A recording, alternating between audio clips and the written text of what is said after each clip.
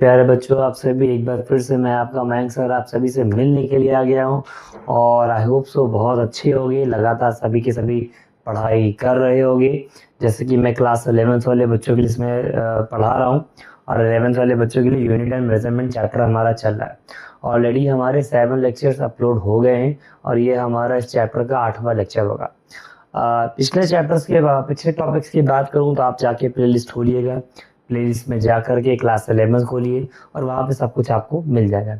और आज हम बात करने जा रहे हैं इसके आगे। तो हम आपको पढ़ा रहे थे यूज ऑफ डायमेंशन। डायमेंशन के क्या क्या इस्तेमाल होते हैं उसके बारे में बात हो रही थी। डायमेंशन के बेसिकली मैंने आपको बताया था कि 3 इस्तेमाल होते हैं। पहले मैंने आपको बता दिया था, ठीक है। पहला मैंने आपको बता दिया यानी कन्वर्जन, यानी एक सिस्टम से दूसरे सिस्टम में कन्वर्ट करना, वो मैंने आपको सिखा दिया।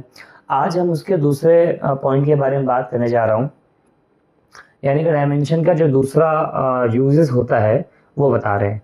To check the correctness of equation, यानी अगर मैं यूजेस ऑफ डायमेंशन की बात करता हूँ तो सेकंड ऑप्शन हमारे पास मिलेगा, टू चेक द करेक्टनेस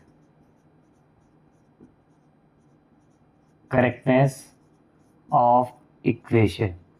यानी मेरी बात सुनिए, डायमेंशन का एक बहुत बेहतरीन और सुंदर इस्तेमाल ये होता है कि मान लीजिए कोई फॉर्मूला मैंने आपको दे दिया, कोई इक्वेशन आपके पास मैंने लिख करके दे दी और मुझसे पूछा जाए कि सर ये बताओ ये इक्वेशन सही है या गलत, तो कैसे पता लगेगा भाई? या तो मुझे सारा चीज़ याद हो, जैसे छोटी क्लासेस में क्या होता था कि हम फॉर्मूले याद करके रखे रहते हैं। फॉर्मूला याद है तो हमें पता लग जाता है सही है गलत। यानी अगर मान लीजिए मेरे पास कोई एक अननोन फॉर्मूला आ गया और मुझसे रैंडमली पूछा जा रहा है कि भाई साहब मयंक सर ये बताओ ये फॉर्मूला सही है या गलत है, तो मैं कैसे बता पाऊंगा? उसके लिए हम ये इस्तेमाल कर लेते हैं, इन डायमेंशन का इस्तेमाल किया जा सकता है। To check the correctness of equation की अगर हम बात करते हैं, तो करेक्शन की अगर बात करते हैं तो हम आगे देखते हैं क्या इसमें कर सकते हैं, ठीक है।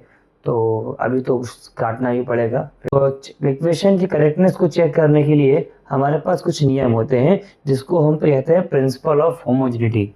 इसको करने से पहले हमें एक प्रिंसिपल समझना पड़ेगा, यानी मैं बात करने जा रहा हूँ प्रिंसिपल ऑफ होमोजेनिटी।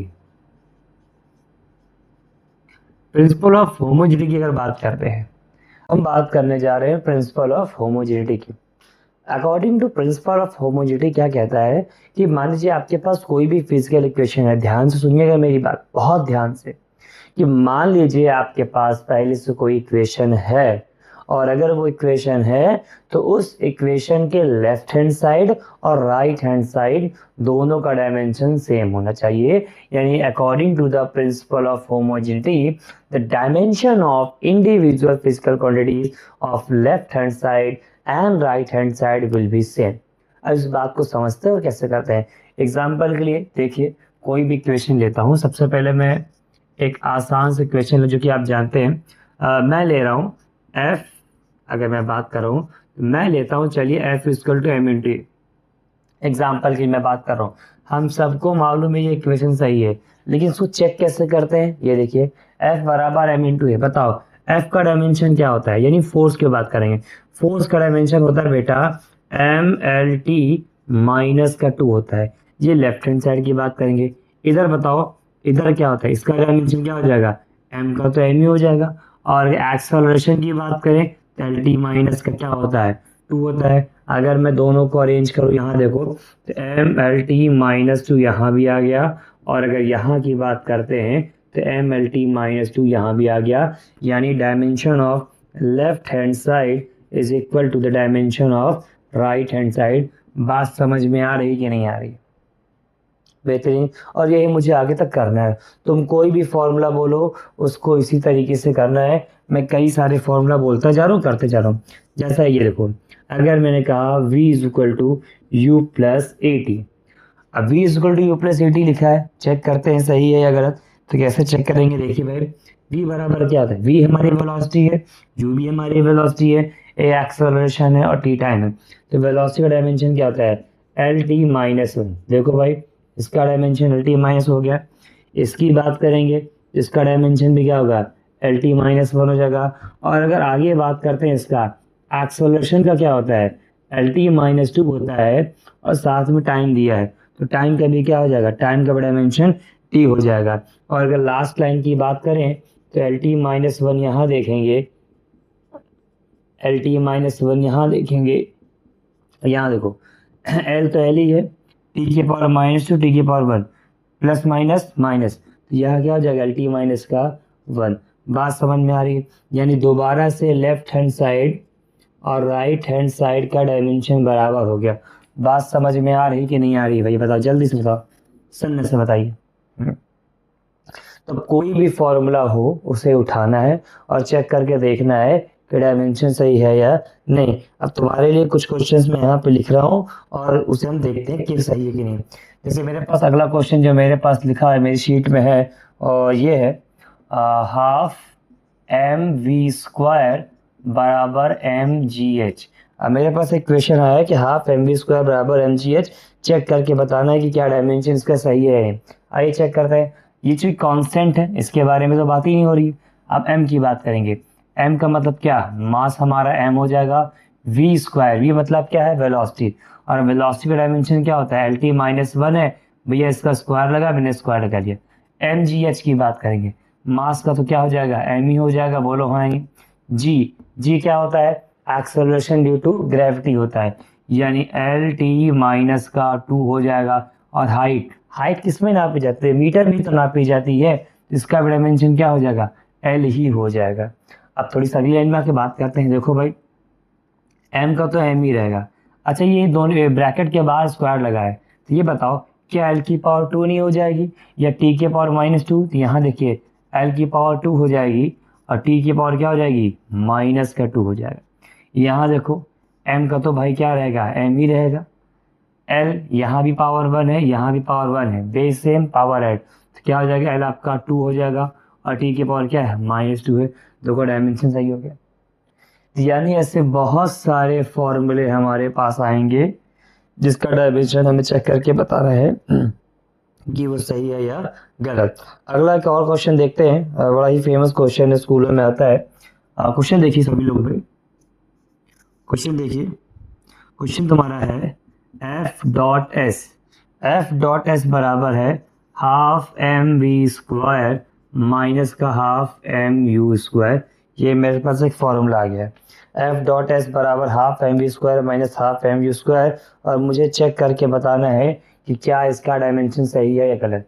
देखो F इंटू एस, अगर सीधे फॉर्मूले पे बात करें तो मान लीजिए हमें याद हो जाता है, F इंटू एस क्या होता है, W बराबर होता है F इंटू एस, यानी वर्क डन की बात करेंगे, W बराबर होता है F इंटू एस, और वर्क डन का डायमेंशन होता है ml2t-2। अगर हम चाहें तो हम एक बार में कर सकते हैं ml2t-2। यहाँ की बात करें, देखो हाफ mv² हो चाहे हाफ mu² है, तो ये क्या एनर्जी ही भाई, काइनेटिक एनर्जी ही तो है भाई, ये इनिशियल काइनेटिक एनर्जी और ये फाइनल काइनेटिक है। तो काइनेटिक एनर्जी का डायमेंशन क्या होता है, अरे मेरे भाई काइनेटिक एनर्जी का डायमेंशन भी यही होता है, ml2t-2 इसका भी होता है, और इनकी बात किया जाए तो ml2t-2 इनका भी डायमेंशन होता है। बात समझ में आ रही कि नहीं आ रही, बताओ भाई, इनका भी डायमेंशन यही निकल के आता है। यहाँ तक किसी को कोई दिक्कत तो नहीं आ रही, बताओ भाई।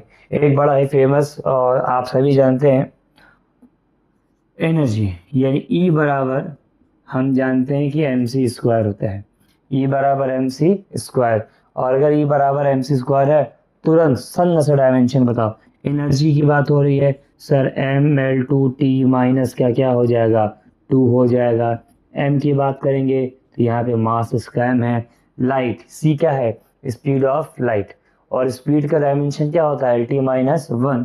अगर मैं बात करूं तो LT-1 होगा भैया इसका, और ये क्या लगा हुआ है, स्क्वायर लगा है, कहानी वही निकल के आ जाएगी। यानी ml2t-2 के बारे में बात करेंगे, और यहाँ देखा जाए तो ml2t-2 दोबारा से निकल जाएगा। तरीका समझ में आ रहा है कि नहीं आ रहा है? अब कोई भी फॉर्मूला आए, कैसा भी फॉर्मूला आए, तुम्हारा काम इतना ही है, तुम्हें लेफ्ट हैंड साइड का डायमेंशन और राइट हैंड साइड का डायमेंशन लिखना है। अगर दोनों वो बराबर आ रहा है तो डायमेंशन का इस्तेमाल बेहतरीन तरीके से हो रहा है। इसका प्रिंसिपल क्या है, ध्यान रखिए। स्कूल में मैं खुद ही जब टेस्ट लेता हूँ तो प्रिंसिपल ऑफ होमोजेनिटी लिखने के लिए बोल देता हूँ कि डिफाइन या एक्सप्लेन प्रिंसिपल ऑफ होमोजेनिटी, तो बच्चे लिखते हैं, है ना, एज पर the principle of homogeneity all the physical quantities, है ना, in a given expression have same dimension formula on the left hand side and right hand side। अगर ये चीज़ें बराबर आ रही हैं तो ये कॉन्सेप्ट क्लियर हो रहा है या नहीं हो रहा है? बिल्कुल होना चाहिए और लगातार होना चाहिए। सिलेबस आगे बढ़ रहा है तो आप भी बढ़ते रहेंगे, ऐसे ही जुड़े रहेंगे, कोई कहीं जाने वाला है नहीं, परेशान होने की कोई दिक्कत नहीं है। तब तक के लिए आप इसको नोट करिए, मैं आपसे मिलता हूँ इसके अगले पार्ट में, ठीक है।